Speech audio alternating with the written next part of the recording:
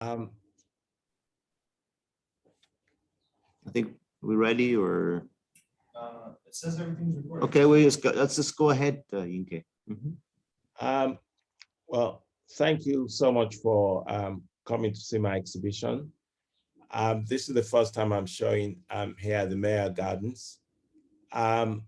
You know, when I was approached to do the exhibition, I was very excited, particularly because of the context. And, you know, because of the sculpture garden, because of the history of the place, you know, and my work does deal with a number of very important issues to do with, you know, historical relationships between Africa, Europe, and the United States. So it's a very important place for me to show. And I'm also very happy that I'm able to actually show some of my new works. I'm showing works that deal with migration, you know, and then there's a new bronze that's just been acquired also. And the bronze piece is also dealing with this issue around identity, migration, and also questions around what is culture, you know, what can we make, how far can we push, you know, sculpture in the contemporary world.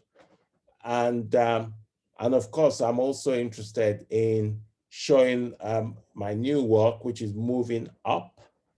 This work is particularly dealing with migration from the South, you know, particularly African-American migration. And also, this work is also about possibilities. It's about pushing boundaries, and particularly pushing boundaries of the imagination. Now, you might ask, why are African Americans dressed in Victorian costumes made out of African textiles? Well, for me, this is really about saying that as African Americans can have the freedom to cross any kind of boundaries. There are no limits. There are no limits of aspiration. There are no limits of ambition. And also to look at the relationship between aristocracy and other people, and to say that, you know, we can go anywhere we want. We can go anywhere we want in our imagination. We also have the right to appropriate. Now, appropriation has always been one-sided. And for me, African agency and African American agency is extremely important. So yeah, so this show for me is a show about liberty. And that's all I have to say. Enjoy the show.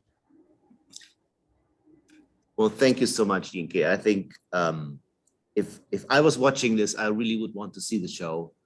And I want to thank you for sharing the work with us. And of course, I was going to ask you about the Moving Up sculpture, and you've already just wonderfully and eloquently talked about it. I think what's also really wonderful is that we have a sort of a mini survey here. We have, you know, works from over 20 years. Again, for our audience, many of them have rarely seen your work or never seen your work.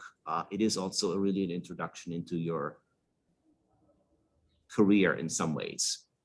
So what I'd like to do is maybe in the PowerPoint, in the images that we're looking at, start off with a work that's probably the earliest in the show, the Dorian Gray photographs. And we are sharing now our screen with you. Can you see our screen?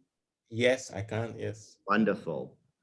So this is a series of photographs. I think there are 12, 11 black and white and one color, you know, that is based on the story, the famous Oscar Wilde story about Dorian Gray, a Victorian dandy. And you've always been interested in this topic of Victorian pleasure, and also really this, I guess, Victorian appetite for beauty. And in this case, beauty also leads to excess. And with Dorian Gray, it really becomes kind of uncontrollable. And so my question, or what I'd love you to talk about, is really, what does this particular book and the particular source, I believe there's a movie also that served as a source, what does it mean to you, and what does it mean to you then to portray yourself essentially in the role of Dorian Gray in this series? Yes. So the picture of Dorian Gray, especially in our own times, I think for me that story really is about mortality, and it's also about vanity as well. And I'm a man with I do have a physical disability, and so I do contemplate my own mortality, and also in a world of excess, where some, particularly in our own celebrity world and the world of plastic surgery, because as the story goes, Dorian Gray, he literally made a pact with vice, with the devil, and that keeps him forever young.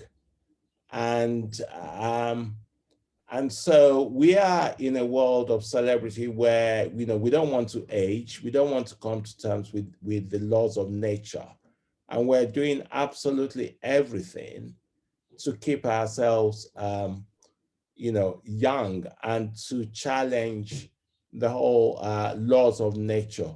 But of course, it's inevitable. We're all going to get old and we're all going to die. I mean, that is a fact. And so I feel that this story does explore some of those very human realities that we face.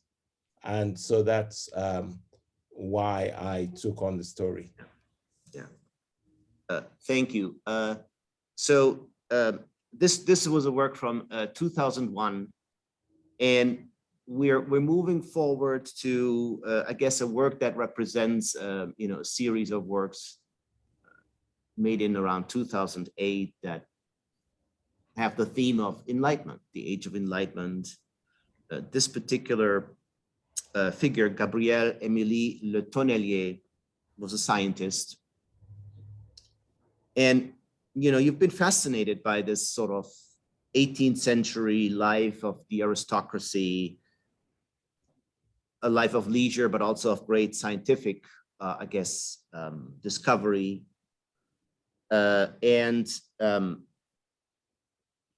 So my question would be, this is, if this is a portrait of the Enlightenment, if you want, what was your motivation there, and what is it in particular here that you maybe make us rethink maybe the Enlightenment? How do you shift maybe the interpretation of the Enlightenment in these works? Well, so I've been interested in the Enlightenment because of the contradictions of the Enlightenment. So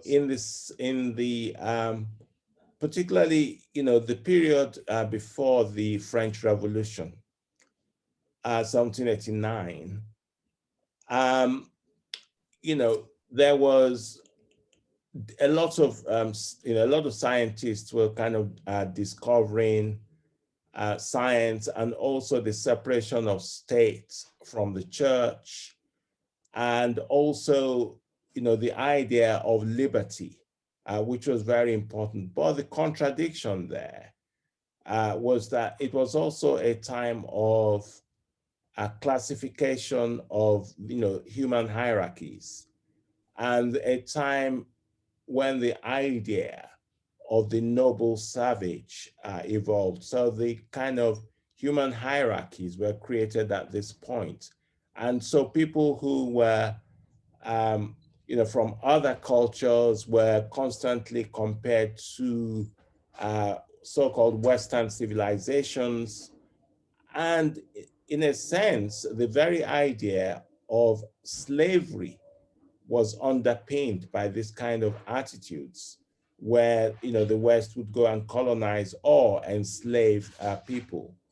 But then on the other hand, the French Revolution also created this idea of universal, human liberty and the idea of emancipation.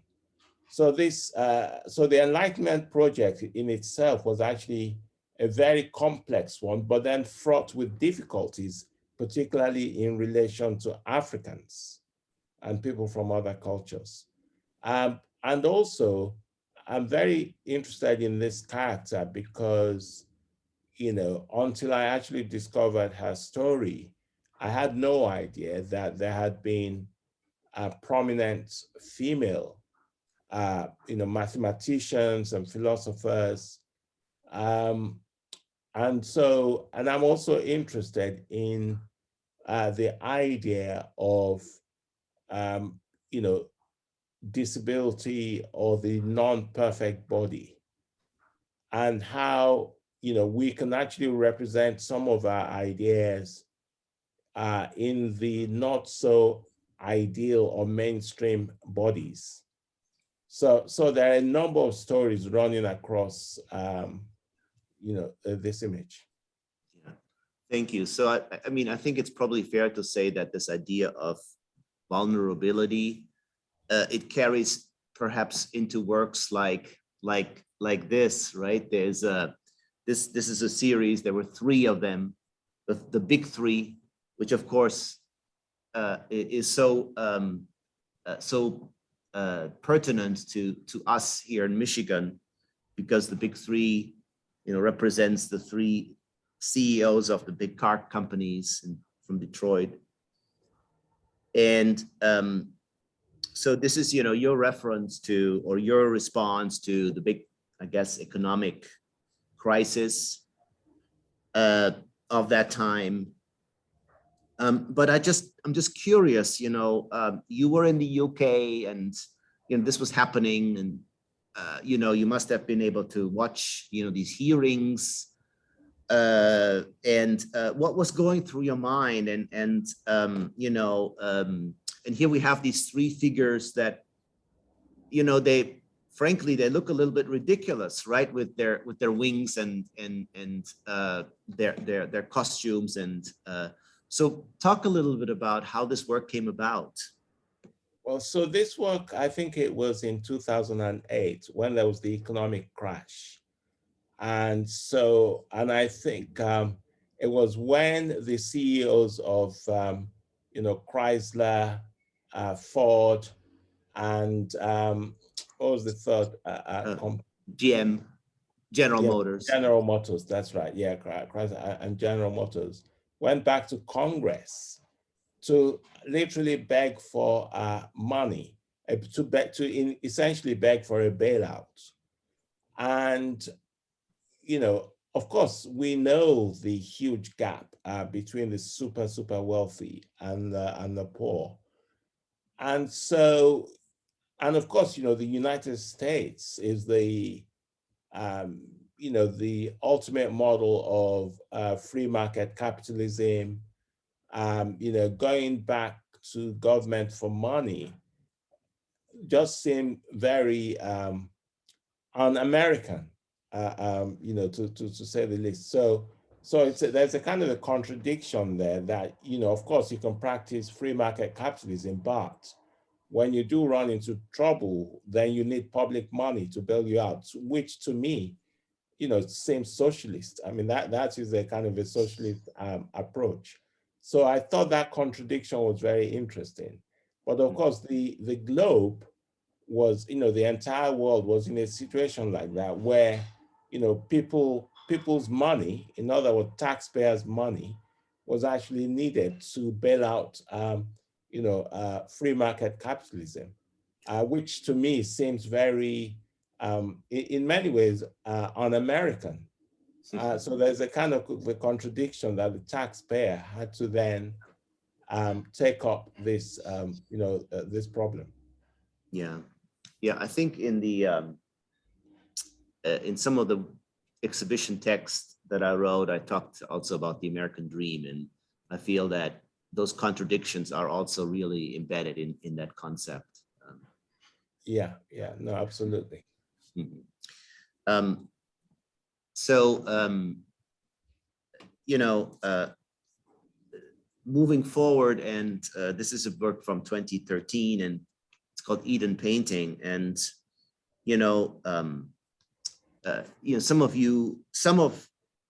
some of our visitors who may only know you through sculpture may be surprised to see this painting, and it's pretty massive.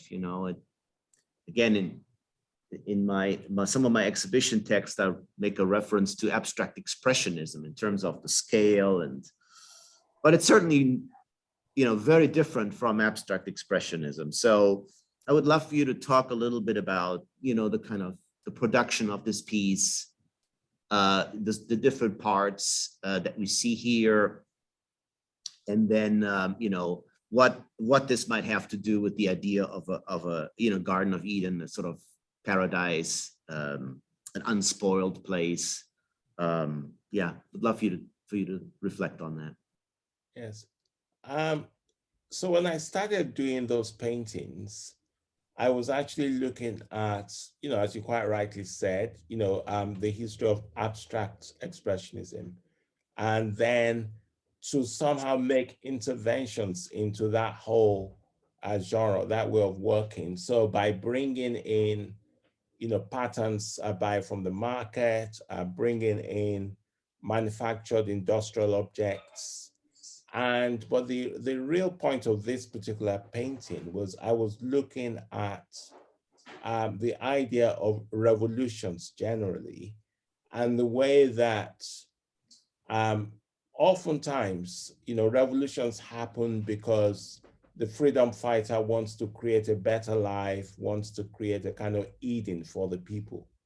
But unfortunately, what does tend to happen is that the so-called freedom fighter then ends up being the dictator and then drags the people out of Eden, but then the initial intention was always to create revolution leading to this kind of utopia. So this is a painting looking at the mythology, if you like, of utopia. And so that's what's explored here. That's what's explored here. But then, and in this Eden, you can find, all the different animals, almost like Noah's Ark, if you like. So that's the kind of the reference that's being played with here. And then of course you can see the gesture of the paint, the kind of freedom of expression with the paint and everything. Yeah. Yeah, I love that idea because, the idea of quote unquote saving the world, and the kind of, the turn that can take into something much different. And I'm also reminded that, in some ways, abstract expressionism in the post-World War II world was also, in a sense, a kind of, on an artistic level, a way to create a new world in some ways.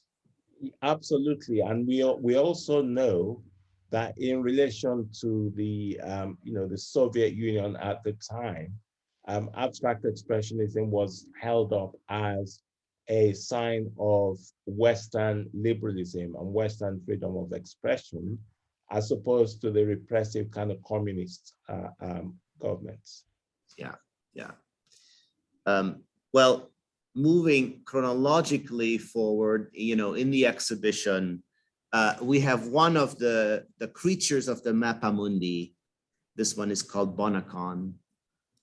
And, there are several that are part of this body of work, and, they all refer to this, I guess, medieval map that is now in Hereford Cathedral.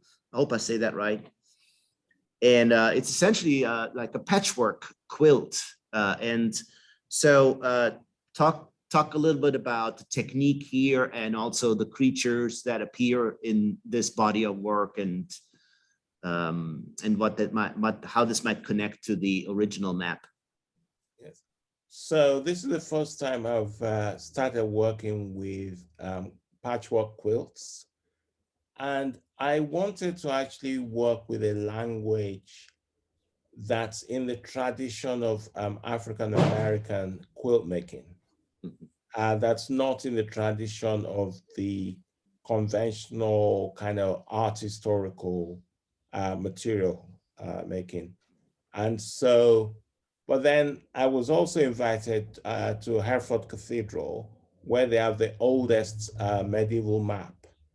And on the map, I noticed that when they were describing people from lands that they didn't know or they'd never visited, they imagined all kinds of strange creatures doing very strange things. And some of them had, legs growing directly from their heads, and all kinds of really strange creatures. So in places like India or North Africa, there were, because it's essentially a map, but then within the different regions, you can see what people imagined. I mean, an elephant was actually imagined also.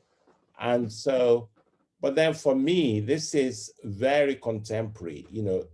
When we are ignorant of people from certain parts of the world, we project all kinds of things onto those people.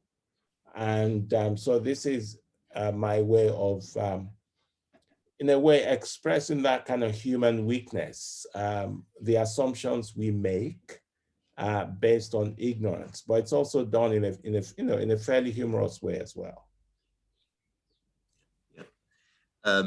Yeah, I love this work. Now, this work is I guess special to this exhibition because it's from the series Planets in My Head. Our exhibition has planets in my head in the title. For me, it's a wonderful metaphor about your work. And you're working with the imagination and your global thinking. But two things. Number one is, of course, the globe appears, right? The globe appears, as the head of the figure, and of course, young horticulturist is so so wonderfully ties in with Maya Gardens and who we are. So, would you mind telling us, the planets in my head, kind of, I guess, series of sculptures, what might be the overarching idea, and then also particularly the planets, the globes, and what they might signify. Yes. So planets in my head, for me, that means sort of the imagination in my head, the boundaries, the scope of my imagination. And it's as vast as the universe. And then kind of possibilities as well. And so, here you see a young woman, and the subject that's being tackled here is really about climate change. And we want to preserve nature. We want to look after nature. We want to reduce carbon emissions. And, it's all of our job to look after the planet, and also the possibility of professions for our young people, and also regardless of gender, so she's a horticulturalist, and she's, and then on her head, you can actually see, so it's almost like a galaxy where you can then see the names of extinct plants. So it's a very, very, very serious subject, but it's also handled in a sort of elegant manner, I guess. Yeah, thank you. I was very, very thrilled when I learned about the work. I had visited the James Cohen Gallery and spoke with Jane Cohen, and she mentioned the work to me, and I said, we've got to have that in the show. So really happy about that. Yeah. So, the environment, it appears in sort of different sculptural iterations, if you want. There was a series of works that were called Earth Kids, I guess. This is one of them, the Air Kid. There is, fire, water, and earth. And so, it seems to me, as I look at this and the other works, that there's a sense of urgency there. It seems that these sculptures have a greater sense of urgency. Am I correct in reading it that way? And the fact that, again, here children, or let's say young adults, if are sort of the bearers of the bad news, right? The sort of the environmental crisis that is affecting everybody around the world. And is that a fair reading? Well, I mean, that's absolutely, because unfortunately, the generation that really polluted the earth and started all of this, the kind of various industries and the industrial revolutions and all of those things, it's a different generation, but we are leaving the planet to a younger generation. And the younger generation gonna have to struggle and figure out how to fix all this. And I think that in a way, it's also, even though it might seem dark, but it's also hopeful because they're young and there's scope for growth and there's scope for change. They're not at the end yet. So they still have the scope to try and make improvements, even though they are actually being affected by all of the climate catastrophes going on, and they're going to have to somehow figure it all out. So they are the future in a way, and they hopefully will figure out the solution to this problem.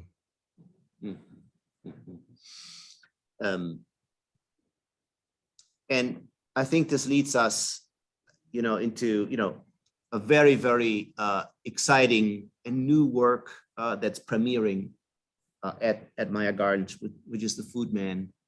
And it's so apropos to this place, Western Michigan, where we grow a lot of food. And and I was fortunate also to see some of the sketches as it was in progress. And I know there's a photograph, or there's a sort of a Victorian man, a Victorian farmer. And so, describe a little bit to us how this work came together for you, and also really what this issue of food means to you, and why also food is such an important topic when we talk about the environment and even social justice. Well, unfortunately, one of the biggest problems we're going to face in the future is actually food sustainability and food production as the population increases, and the climate problems all over the world is actually that's meaning now that some places don't have water, the water is drying up, they can't grow food, and the population is growing. So are we gonna even have enough food to feed everybody? And how are we going to manage this problem? And of course, the disparities in wealth as well. Those who have access to clean water, those who have access to food, and and this relates to something that I'm practically doing myself in Nigeria, where I've just started a 54-acre farm in Nigeria, where I will also be having artist residencies, but we're growing all kinds of crops, from tomatoes to cassava to plantain to yams. And because I feel very strongly about this subject, about actually growing food locally and growing food near where people are, because that also seems to be one of the biggest problems, the distances in which we actually export food, and then the climate damage that's also done along the way in that process of transporting food around the world. So, it's a subject that's actually close to my heart personally. And that's why, and of course, in relation to the Meijer Gardens, I feel that it's appropriate to create this piece, for this context. Yeah, yeah. Yeah, it's a wonderful sculpture. And for those of you who are visiting, also I urge you to take a look at the costume, because the coat that the man is wearing has, images of food and vegetables. I just thought it all came together really beautifully. Yeah, no, thank you. So, again, we're now talking about a very recent, body of works. And we are very fortunate. We have at Meijer Gardens the two sculptures that are part of the sort of classical sculptures, the Hercules and the Aphrodite, that are part of our permanent collection. But this is a new body of work.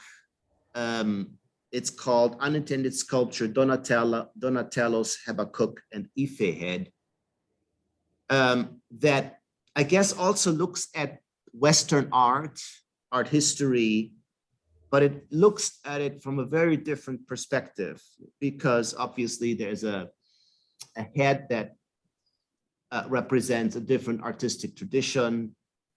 I believe that those heads come from West Africa. And so talk about this new body of work, maybe how it differs maybe from the earlier, the sort of more classically based work, and how this juxtaposition came about.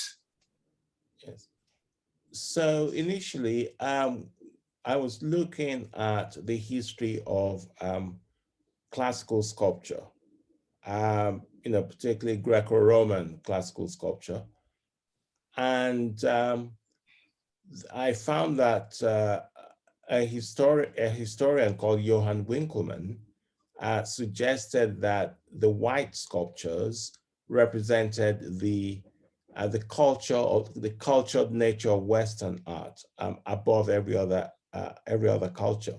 So in other words, that the whiteness really signified high art and purity.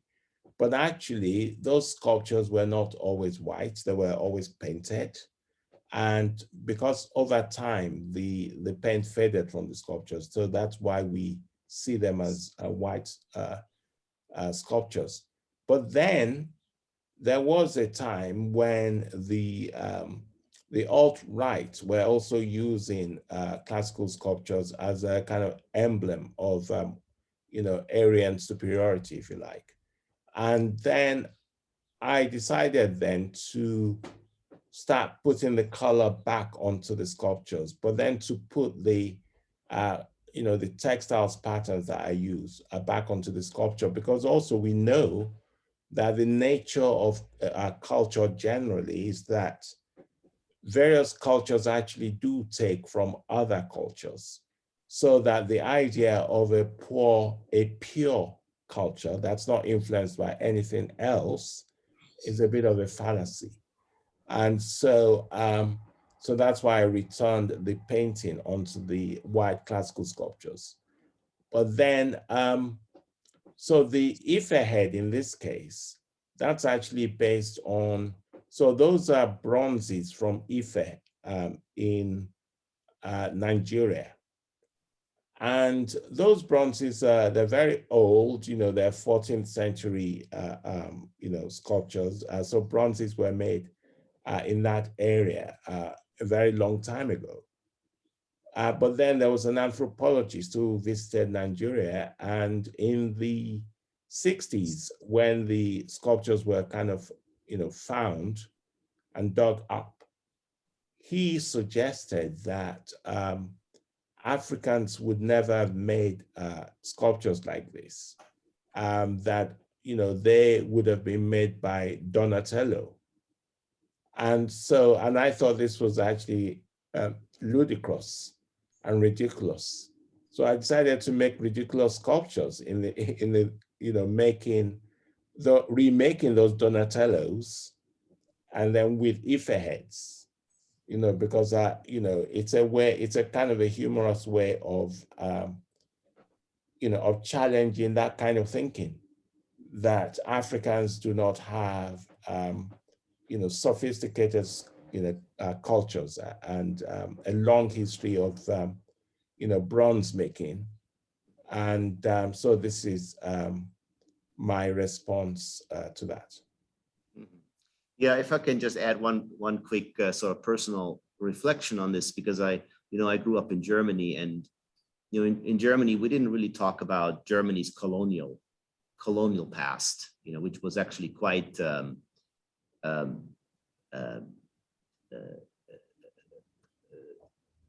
quite bad in that they colonized countries in West Africa and East Africa and committed a lot of atrocities.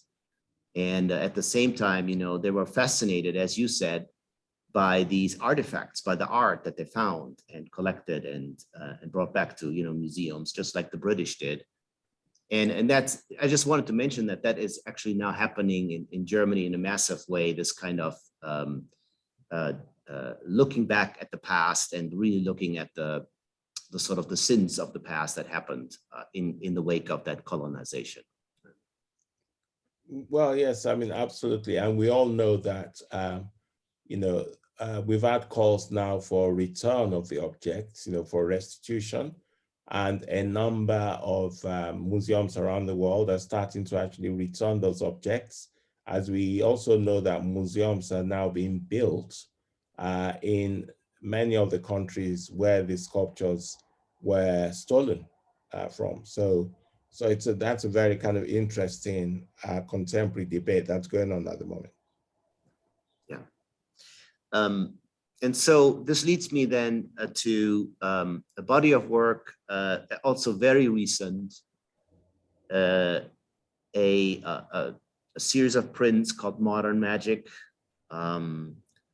There's also a mask sculpture in the show that is from this body of work, and I saw an interview where you had stated that you're very aware of the fact that Picasso was collecting masks, and he was very interested in masks, Iberian as well as African masks, and that this fed also into his kind of modernist achievement, if you want, right? His achievement as a cubist and so on. And I, again, in researching this topic, I learned that Picasso actually used the word magic. I mean, he literally used that word in reference to mass. So I would love for you to reflect a little bit on your thinking about that, your sort of, I guess, conversation with Picasso and his interest in masks, and how how you respond to that, and what motivates you to look at that. Yes. So it's ironic in a way that African art was regarded as quote unquote primitive, but then modern art was regarded as high art. And of course, we know that many of the modernist artists, particularly the avant-garde, from Dada to the Cubists to the Surrealists, to Man Ray, Matisse, There were mostly, a lot of them were, in fact, inspired by African art. And, since Matisse actually showed Picasso African art for the first time, that changed the history of Western modern art. And so, African art inspired Picasso. Picasso was also interested in the objects beyond their form. I mean, he was very much interested in the power of those objects, the spiritual power of those objects. And so, Picasso is very much celebrated, hugely internationally successful. But then, the African artists who actually inspired him were not necessarily fully acknowledged or even recognized. And so this is really highlighting, particularly in the context of, Black Lives Matter, Black political activism. It's important to go back to that history and to understand that actually, the Western aesthetics that we celebrate has actually hugely been inspired and indebted to African aesthetics. And so that's what's been explored in these works. Thank you. Thank you very much. So my closing slide is the one that we talked about in the beginning, the moving up, which is really a stunning piece. And maybe just in sort of as in closing, there is this theme, obviously, the Great Migration. There's a historic context to that. And next to this piece, there are actually a couple of examples of what is called the American Library, right? Which are books that on the spine, they have the names of, in this case, we have one with politicians and one with sports heroes. And all these people whose names are on the spines are immigrants, right? They have an immigrant background. So I would love you to reflect just on this theme of immigration, migration, and what interests you in that. Yes, so first of all, I think the instinct to migrate, I see that as a form of empowerment. I see that as a way to take control of your own life and not to be the passive recipient of a difficult situation. And so I have a lot of respect for people who've decided to take action and move on. In the same way that I have a lot of respect for African Americans who chose to move away from the South, who realized that their lives could be better, they could go to a better place, and they took action, and I have a great deal of respect for that. And because it's about agency. And in this case, it's about Black agency, taking hold of your own future, however difficult that might be. And there are lots of difficulties along the way. As an immigrant, I know that myself. But, so this is my tribute to African Americans who took control of their own lives.